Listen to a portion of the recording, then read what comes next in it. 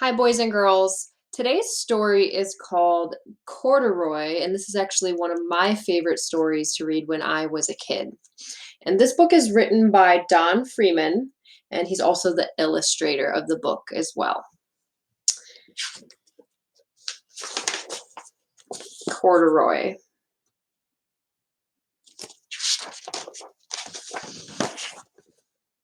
Corduroy is a bear who once lived in the toy department of a big store. Day after day, he waited with all the other animals and dolls for somebody to come along and take him home.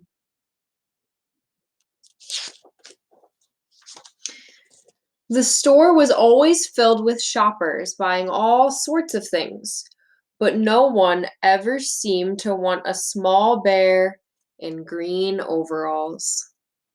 You can see him here on the shelf waiting for somebody to buy him.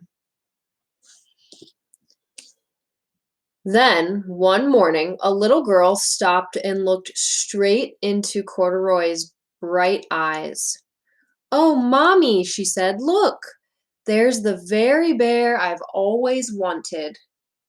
"Not today, dear," her mother sighed. "I've spent too much already. Besides, he doesn't look new. He's lost the button on one of his shoulder straps." Corduroy watched them sadly as they walked away.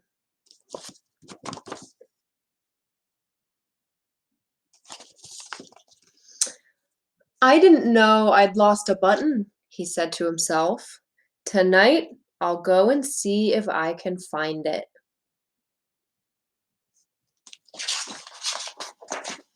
Late that evening, when all the shoppers had gone and the doors were shut and locked, Corduroy climbed carefully down from his shelf and began searching everywhere on the floor for his lost button. Suddenly, he felt the floor moving under him. Quite by accident, he had stepped onto an escalator, and up he went. Could this be a mountain, he wondered? I think I've always wanted to climb a mountain. He stepped off the escalator as it reached the next floor, and there, before his eyes, was a most amazing sight. Tables and chairs and lamps and sofas and rows of beds. "This must be a palace," Corduroy gasped. "I guess I've always wanted to live in a palace." He wandered around, admiring the furniture. "This must be a bed," he said. "I've always wanted to sleep in a bed." And he crawled onto a large, thick mattress. All at once, he saw something small and round. "Why, here's my button!" he cried, and he tried to pick it up. But like all the other buttons on the mattress, it was tied down tight. He yanked and pulled with both paws until, pop! Off came the button, and off the mattress Corduroy toppled. Bang! Into a tall floor lamp. Over it fell with a crash. Corduroy didn't know it, but there was someone else awake in the store. The night watchman was going his rounds on the floor above.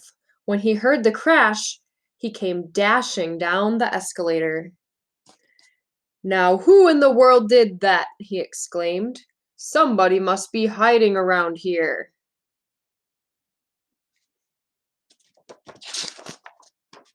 He flashed his light under and over the sofas and beds until he came to the biggest bed of all, and there he saw two fuzzy brown ears sticking up from under the cover. "Hello," he said. "How did you get upstairs?" The watchman tucked Corduroy under his arm and carried him down the escalator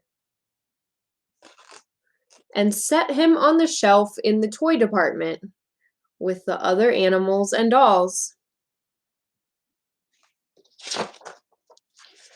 Corduroy was just waking up when the first customer came into the store in the morning.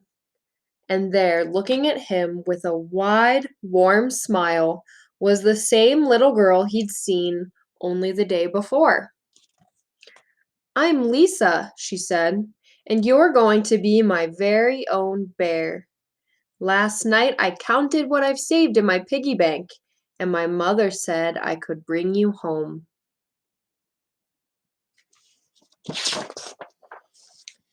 "Shall I put him in a box for you?" the saleslady asked. "Oh, no, thank you," Lisa answered, and she carried Corduroy home in her arms.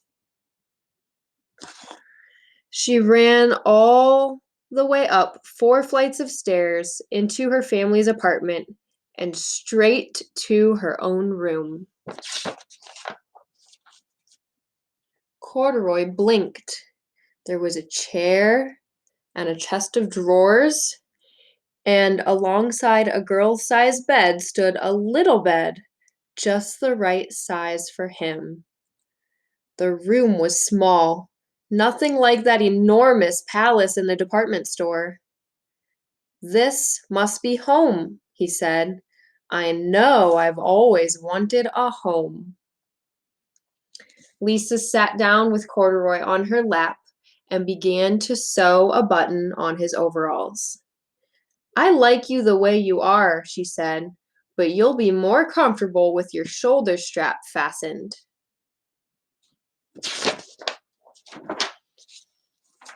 "You must be a friend," said Corduroy. "I've always wanted a friend." "Me too," said Lisa, and gave him a big hug. I love the ending of that story. It's such a happy ending. I hope you enjoyed that. Bye, everybody.